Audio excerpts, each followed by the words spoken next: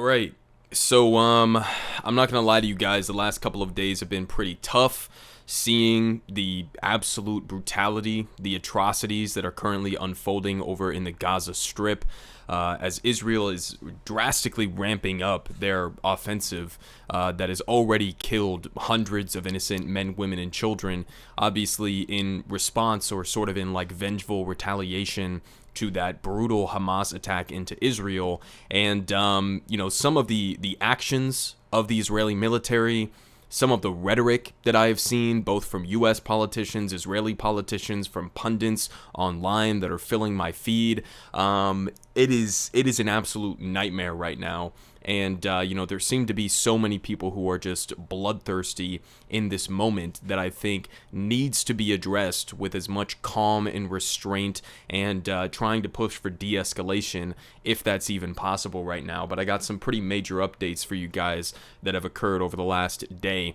So as pointed out here by MSNBC's Mehdi Hassan, this is so far, this was posted earlier this morning, so these numbers are already outdated, but, just giving a comparison point in terms of the death toll so far in this recent offensive into Gaza versus previous offensives into Gaza. So civilians killed.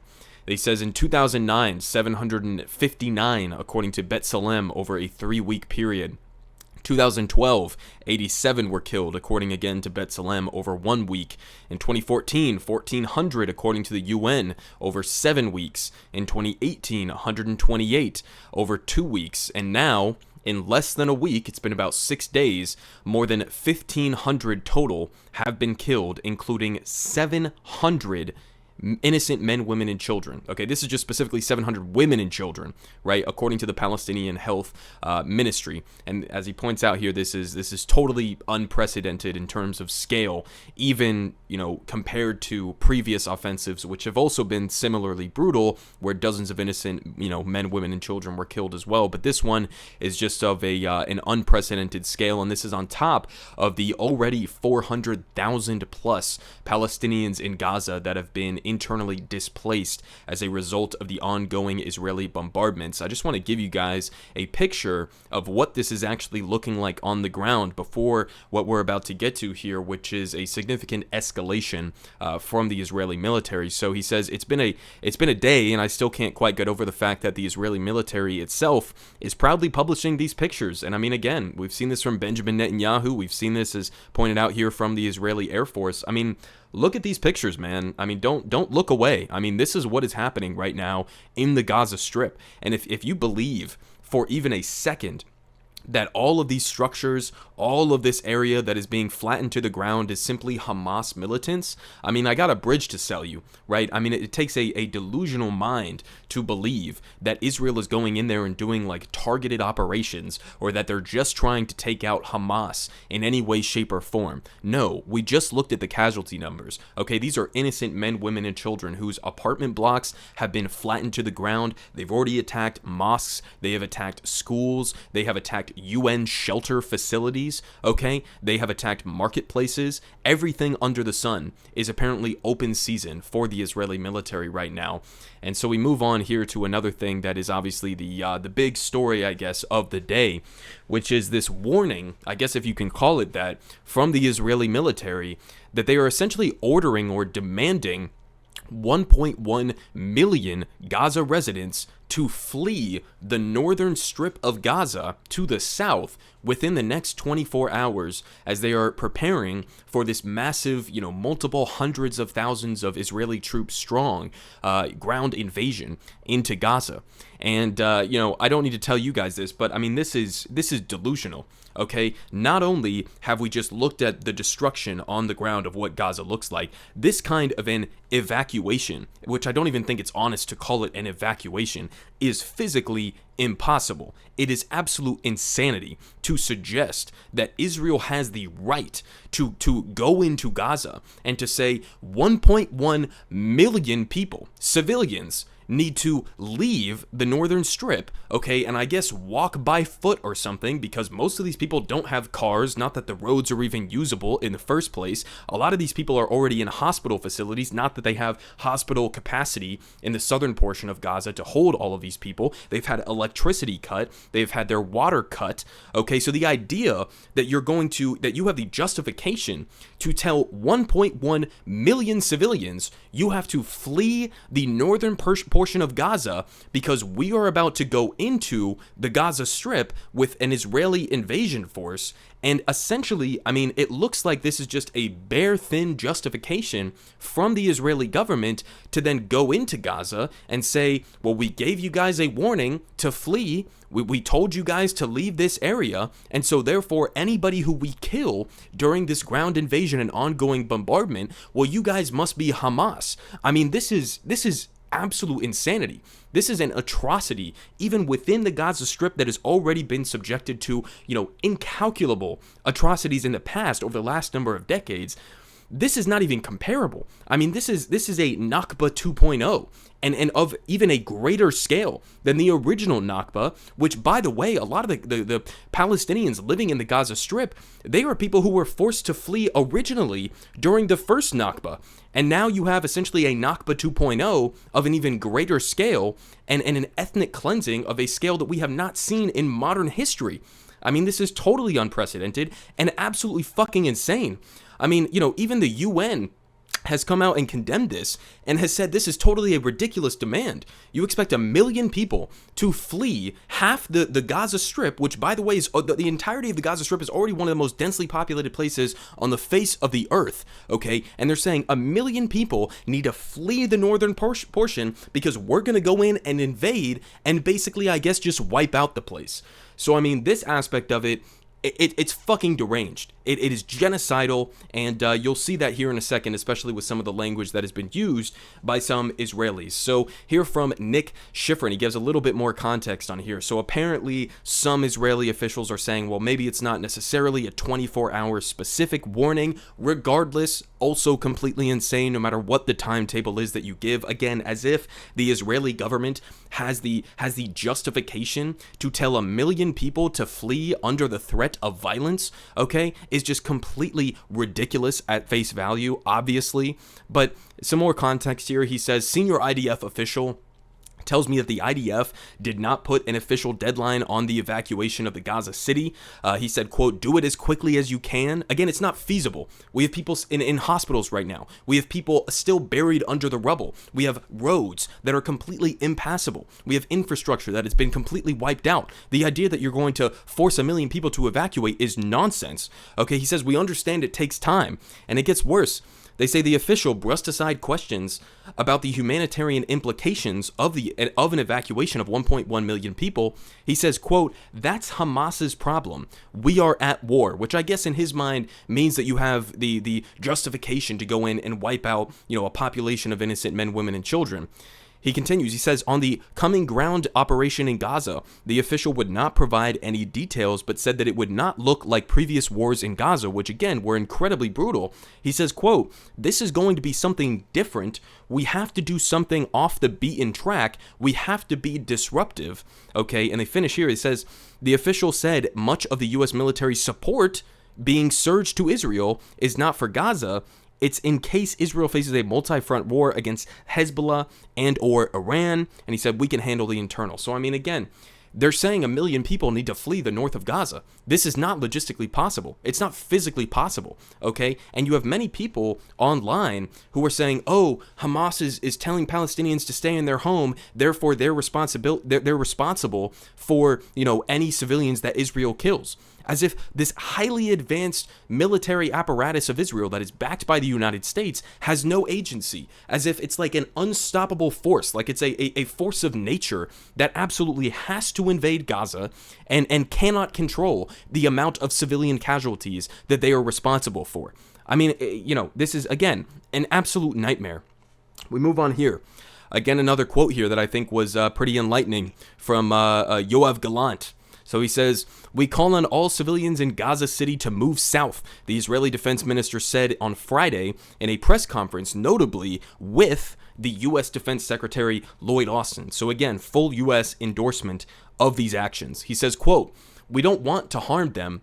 Okay, whoever wants to save his life should go south. Hamas is camouflaging itself inside the civilian population, and we are going to go in and dismantle its infrastructure." So again, what he means by this, a good faith translation of what he means by this, is we are going to go in with an invasion force, and we are not going to distinguish between anybody who has not fled the north of Gaza, the entire half of the north portion of the Gaza Strip right now. We are not going to distinguish between civilian and combatant. If you haven't fled by whatever arbitrary deadline that we set that's impossible for people to meet on the ground, okay, then we are going to assume that you are a combatant, and we are not going to consider you to be, anything off the table in terms of being targeted. We've also just had ridiculous situations like this, as pointed out by the Times of Gaza. Israel orders civilians in Gaza to evacuate the northern area and move south only to target them on their way there. This was the same thing as Israel saying, you guys should go to the Rafah crossing into Egypt. And by the way, Egypt, the dictatorial regime in Egypt, is also refusing to allow any sort of humanitarian corridor. But that's also part of like a broader ethnic cleansing, right? They want everybody in Gaza to flee in order for them to annex it. I mean, we saw just a couple of months ago, Benjamin Netanyahu, he went to the United Nations and he held up a map of the Middle East that he called like the new future for the Middle East, right? And it completely excluded the Gaza Strip and the West Bank from its entirety, okay? As if he wants to entirely annex these territories. So I think a part of that is that they do want people to be forced to flee the Gaza Strip so that they can potentially, in a long-term way, implement some sort of a difference there. But again, same thing as the Rafah crossing. Oh, go flee towards Egypt, go to the Rafah crossing, and then what do you know? Later that day, they bomb the Rafah crossing. Okay, so I mean, again, what do you even say about that? Telling people to flee and then bombing them as they're trying to flee. Okay, we had some members of Congress who I think actually, were the few voices who were willing to come out and condemn this completely absurd demand from the Israeli military. Mark Pocan here, he says, impossible. I get Israeli PM wanting to go after Hamas, but international standards must apply. Protections of innocence must be respected, and unrealistic demands like moving 1 million people in 24 hours is ridiculous. Israel will lose public support and hurt innocent people. And I've also seen some Israeli officials and media personnel who are basically coming out and saying, well, we have to engage in as much brutality and as much violence in a short window of time that we can, because as we continue with this offensive into Gaza, slowly but surely the international community is probably going to turn against us over time, seeing the actual results on the ground. And so over the next couple of days, again, it's going to be an absolute goddamn nightmare. We also had here AOC saying any person can see that ordering 1 million plus people to move in under 24 hours is not possible. It is unacceptable.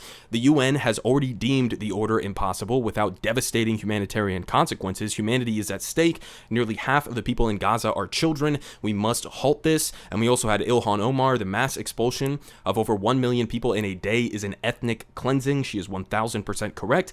The UN has already said this is impossible, and again, will have devastating humanitarian consequences. We have to stop ignoring the thousands of Palestinian lives lost and millions at stake. We must use all diplomatic tools to stop this. Now, again, it doesn't matter how many times I say this. I don't agree with Hamas going into Israel and killing innocent Israeli men, women, and children. That's obviously unacceptable, but it is never applied in the reverse. It is totally a double standard where I can sit here and condemn Hamas killing civilians, but then when you turn around and you ask U.S. government officials, broadly the consensus, to condemn Israel killing innocent Palestinian men, women, and children, there's nothing. There's not only just nothing, there is a justification for it. There is full-throated backing of it and supporting of the killing of civilians, and they simply turn around and say, oh, well, all of these civilian deaths are the fault of Hamas. They're using them as human shields, which, as I've talked about before, is completely ridiculous. And I think that Kyle Kalinske made a good analogy. I was actually on KKF yesterday. If you guys want to look out for that video that's going to be dropping in the next couple of days, I went on KKF with Crystal Ball and Kyle Kalinske. And one of the points that he made about the human shield argument is that it's almost like, imagine you had an elementary school where some, demented terrorist or whatever went in and they were holding the knives to the throat of a couple of children who who were in that elementary school, this human shield argument would be as if the police went in and responded by like carpet bombing the entire school and saying that that was somehow a solution to the problem. Okay, just because you have Hamas, which by the way is not only a militant group but is also the government within Gaza, okay, just because you have Hamas generally within the vicinity of some apartment block or mosque or school or hospital or whatever the case may be, does not give you a justification to then go in and bomb that civilian infrastructure, to kill civilians in the process. And as a reminder, the definition that the IDF, the definition that the country of Israel gives for human shields includes the entirety, essentially, of the Gaza Strip,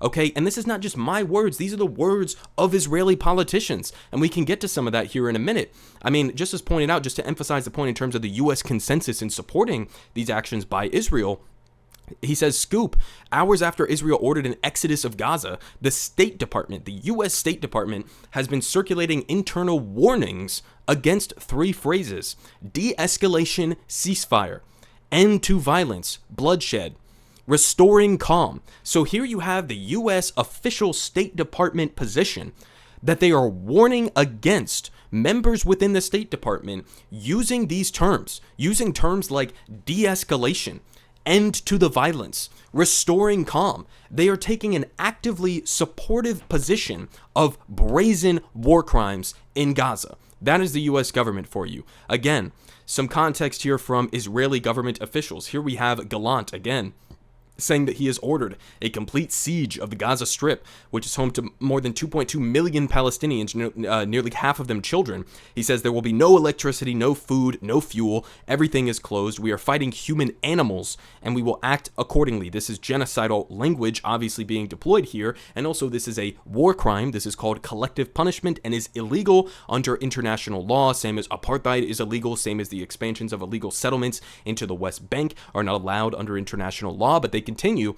They say experts have noted that Israel's practice of warning civilians, like Israeli Prime Minister Benjamin Netanyahu's call on Gaza's residents to leave now because we will operate forcefully everywhere, is not sufficient. There is nowhere for people to seek safety in the Strip, one of the most densely populated areas in the world since Israel imposed an air, land, and sea blockade of the territory in 2007, effectively trapping them in. Okay, and again, I touched on this warning aspect of this the other day. We had that example as pointed out by the AP where 19 members of the same family were killed in an Israeli airstrike. Okay, you had a family that was within some, housing, okay, a residential building, right? And they had nothing to do with the Hamas attack into Israel or whatever, just an innocent family, okay?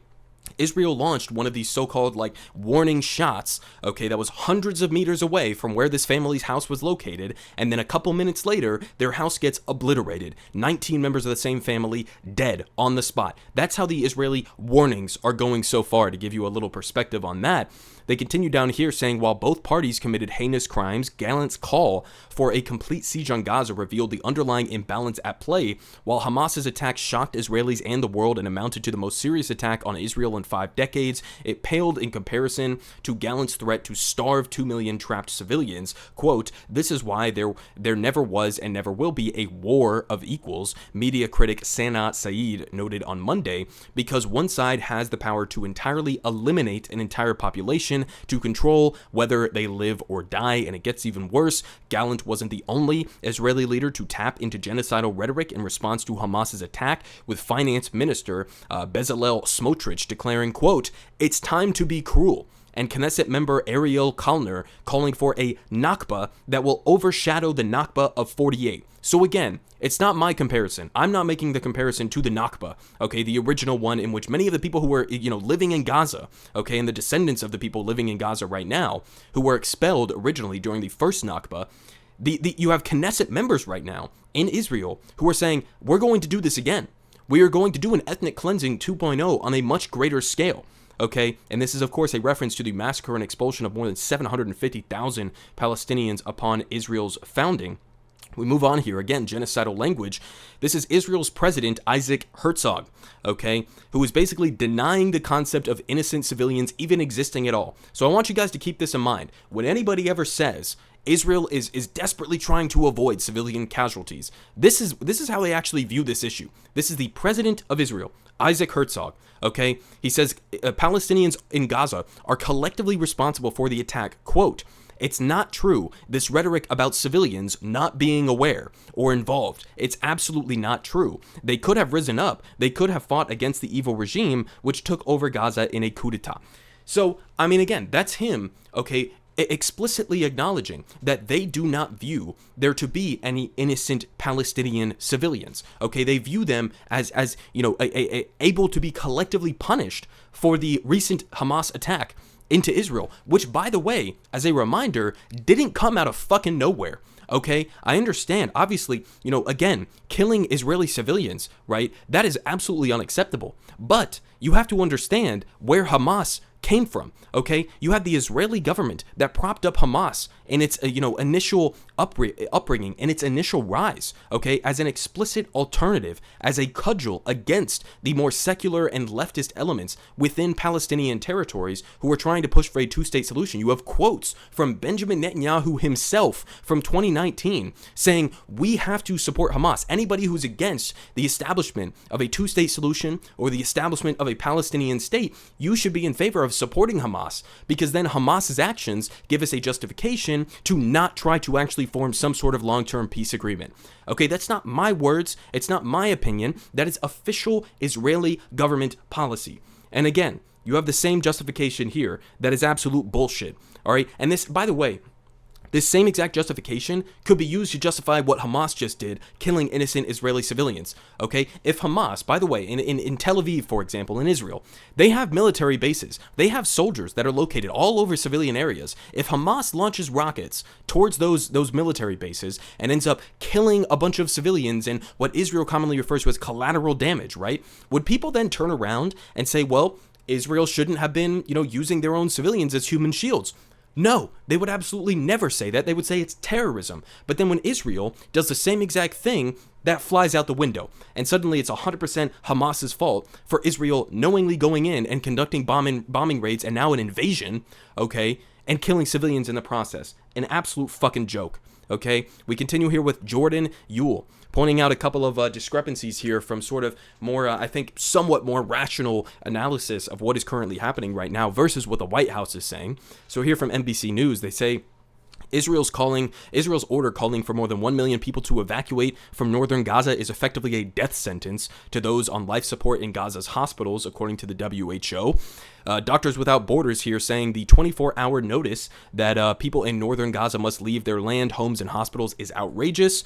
We also had this one, full statement from the UN spokesperson on Israel directing the evacuation of Gaza. The UN says that it would impact 1.1 million and again is impossible without devastating humanitarian consequences. And then we have the White House here. So the Times of Israel reports the Israeli army's call for more than 1 million people to evacuate northern Gaza is a tall order. A tall order. That's how the White House phrases this, said Friday, adding that the United States understands, they're sympathetic with that Israel is trying to give civilians fair warning. Fair warning. That's the official U.S. government position on what is essentially an ethnic cleansing that is currently happening in Gaza. It's fucking disgusting, man. Again, this shit is wild. It's not surprising because I understand the history of U.S. government support for every single thing that Israel does. They can go out and kill Shireen Abu Akleh, a Palestinian-American journalist, in cold blood, and you will have not a fucking peep from the United States government, no accountability whatsoever. They can constantly expand their illegal settlements into the West Bank, which are illegal. They are war crimes under international law. The United States, will barely give them a little flick on the ear or whatever. Okay, no accountability for any of that. So I'm not surprised by it, but it is genuinely depressing. I mean, it's shocking to understand that we live in a country right now here in the United States that is actively supporting this kind of shit. I mean, this is genocidal language and tactics that are being used by the Israelis in response to that Hamas attack just a couple of days ago. And it's just such a perverse logic, right? Hamas is evil. Hamas is terrible because they came in and they killed innocent men, women, and children. Therefore, we are going to use the deaths of those Israelis, as a justification to go kill 10 times more innocent Palestinian men, women, and children in response. I mean, it's a sick joke. We also had this, and this is another aspect that I think is important to touch on. They say, breaking, Israeli settlers open fire at worshippers leaving Friday prayer in the occupied West Bank city of Hebron. Okay, so we have some escalating tensions over in the West Bank, and I watched this video. I can't show it to you guys, obviously, for, TOS on YouTube. Harrods points out here, Israeli settler documented shooting Palestinian at point-blank range in the West Bank. This video was absolutely horrific, but this guy, I mean, you can see the picture sort of here. Now, behind him, roughly in like this area over here, you had a bunch of IDF soldiers who were watching him shoot this man, this unarmed Palestinian man, at point blank range. Did they do anything? No, they were actively there to back him up. Okay, and we finish off here with, again, something that I touched on yesterday just a little bit. I read the quote from it, but I didn't see the entire video that just came across my feed more recently. But this is just, again, another perspective in terms of the mindset of a lot of these Israeli government officials. So, I mean, this is ex-Israeli Prime Minister Naftali Bennett here when he is asked about the suffering of innocent Palestinians. And just look at the frothing at the mouth, bloodthirsty nature of his response here, not giving a single solitary shit in the world about these Palestinian civilians. And what about those Palestinians in hospital who are on life support, and babies and incubators whose life support and incubator will have to be turned off because the Israelis have cut the power to Gaza? Are you seriously keep on asking me about Palestinian civilians? What's wrong with you? Have you not seen what happened? We're fighting Nazis. We don't target them. Now, the world can come and bring them anything they want. If you want to bring them electricity, I'm not going to feed electricity or water to my enemies. If anyone else wants, that's fine. We're not responsible for them. This is the point. But you this keep is the on. point. I want to tell you. No. Listen. You listen to me right now. I've heard you enough. No, I understand. We're trying to have a conversation here. Listen, this is my program. This is my show. And I am asking the questions. You're raising your voice, and I've asked you, and we've already stopped, please, and let me finish. We've already distinguished between Hamas. I want to tell you, shame on you. You're trying to speak over. We are not. Shame on you. It's nothing about shame. We're trying to have a conversation about a very serious situation here, and you are refusing to address it. Jump over immediately. And again, you absolutely not. You are incorrect. They are responsible, because I can tell you that when the UK, absolutely when Great Britain was fighting the Nazis during World War II, no one asked what's going on in Dresden.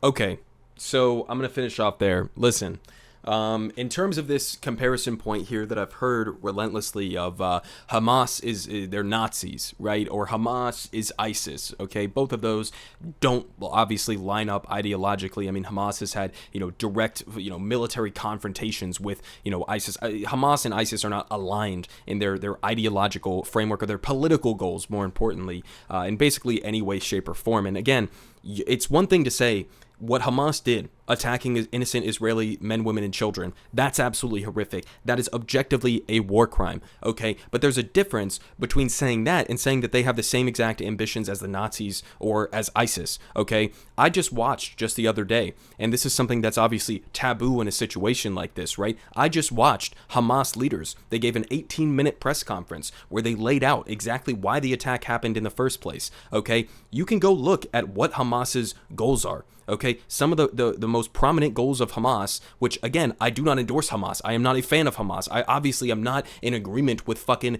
fundamentalist Islamic groups like Hamas. But, first and foremost is ending the apartheid, ending the ethnic cleansing of Palestinians, ending the settler terrorism and the expansion of the illegal settlements into the West Bank, okay, ending the attacks on Al-Aqsa Mosque in Jerusalem, okay, which, again, that's why they called this operation, this military operation, Al-Aqsa Flood, okay, so it's not about justifying anything that Hamas has done, but in order to understand this cycle of violence, in order to prevent this cycle of violence from continuing, you have to understand the underlying conditions that led to that recent Hamas attack into Israel, which, again, I do not justify. But it's like all of the conversation surrounding this is just completely removing the decades and decades of suffering that Palestinians have been subjected to. I mean, they have protested peacefully, right? There was the March of Return just a few years ago, and you had Israeli soldiers who were sniping the kneecaps, having competitions about how many kneecaps they could snipe of innocent Palestinians who were completely unarmed, doing a peaceful march. Okay, So, I mean, it's like people just completely ignore the entire context that led up to this and pretend as if, Hamas is ISIS, right? And the goal of that, at the end of the day, is if you say Hamas is ISIS and Palestinians all support Hamas and therefore they basically support the ideology of ISIS, right? The goal of that is to dehumanize them. The goal of that is to justify further war crimes into the Gaza Strip right now and in the West Bank. That's the goal of that. And so I think it's important to make distinctions here. Again, it's not about, endorsing what Hamas did at all in any way, shape, or form, but it's about understanding the underlying conditions that led to that. The Israeli occupation and apartheid plays a role in that. Guys like Benjamin Netanyahu, who explicitly were in favor of supporting Hamas, giving financing to Hamas to prevent a Palestinian two-state solution, right? That plays a role in that, right? And so you have to understand the entire context in order to understand how to actually get to a solution here.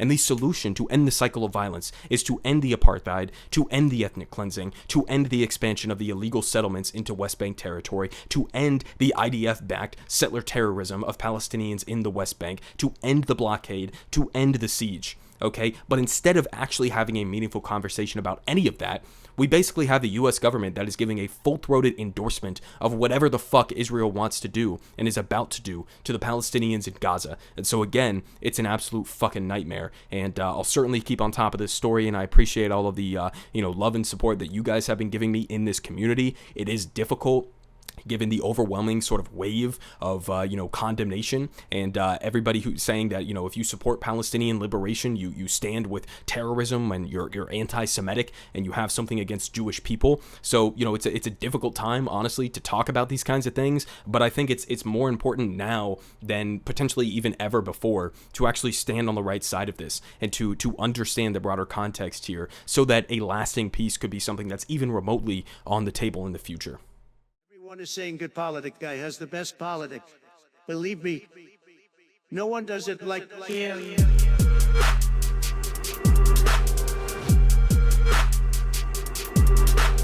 Believe me, everyone is saying